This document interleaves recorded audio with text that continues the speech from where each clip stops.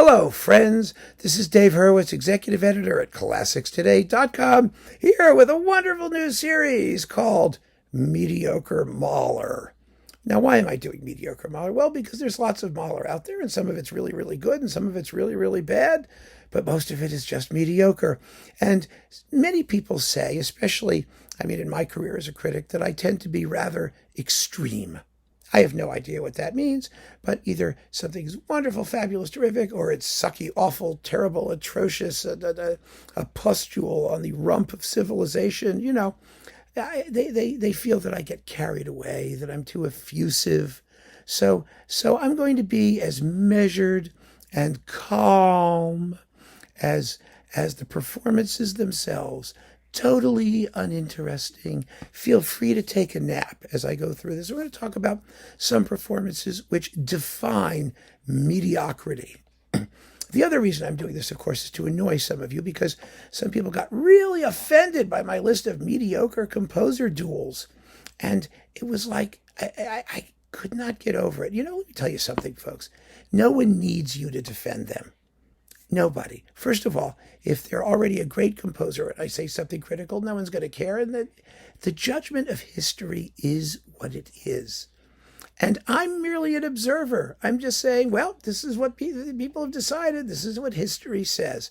Whether it's right or wrong, who cares? It's just a question of what is. A discussion of reality.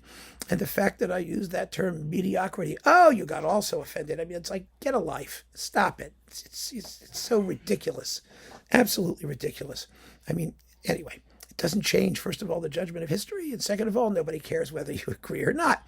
So that's the way it goes. You'll have your own opinion. I have mine. We all do. Yeah, yada, yada, yada. So, mediocre Mahler. Yeah, and this is really mediocre. Very, very, very mediocre. It's Des Knaben Wunderhorn with Jessye Norman and John Shirley Quirk and the Concertgebouw Orchestra on what used to be Philips, but what is now Decca. Now, why is this mediocre? I was going to say, why does this suck? But no, it's mediocrity. I can only be mediocre. I have to stay level-headed. Well, there are a bunch of reasons. The soloists and the conductor, primarily, but also the sonics. It's all just a festival of mediocrity. First, let's start with Jessye Norman. Jessye Norman is a wonderful singer with a gorgeous voice who's best in roles that are either quirky, interesting, or that involve some kind of statuesque nobility. She is not, by nature, a folk singer, aside from her own Negro spirituals and things like that, which were part of her heritage. But with the Wunderhorn leader, you need to have this sort of innocent folk-type delivery. And just like Elizabeth Schwarzkopf, she's a little bit too artful. If she sang them like she sang Negro spirituals, I think we would have been in better shape, because she could have just relaxed and let her hair down and deliver the songs with the freshness and innocence that they need. But here she doesn't. She absolutely doesn't. And in the cute little Ländler-like songs like Rheinlegenden and Wer hat das Liedlein erdacht and things like that, she's entirely too precious. And she doesn't also seem to be in the best voice, frankly. So there's that. Then there's John Shirley Quirk. Well, John Shirley Quirk was a wonderful singer who was way over the hill when he made this recording. His voice is just, Quirk is Quake. It's like John Shirley Quake. Wobble, wobble, wobble, wobble, wobble, wobble, wobble, wobble, wobble, wobble, wobble, wobble. That's his problem. His timbre is just bad. His timbre is mediocre. It's just average. It has a distinctive but mediocre wobble. And that's a problem. It's really a problem. It makes his songs very unpleasant. Revelge and the Tambourg Cell, the Gedanken sind frei, and the ones where the Schildwache Nachtlied, the songs where he's really got to be like heroic and military. He sounds elderly and over the top, over the hill, not over the top. That's different.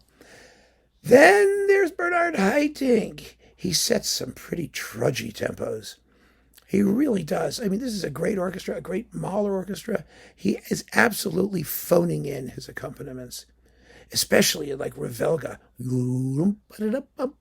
I mean, they're just heavy.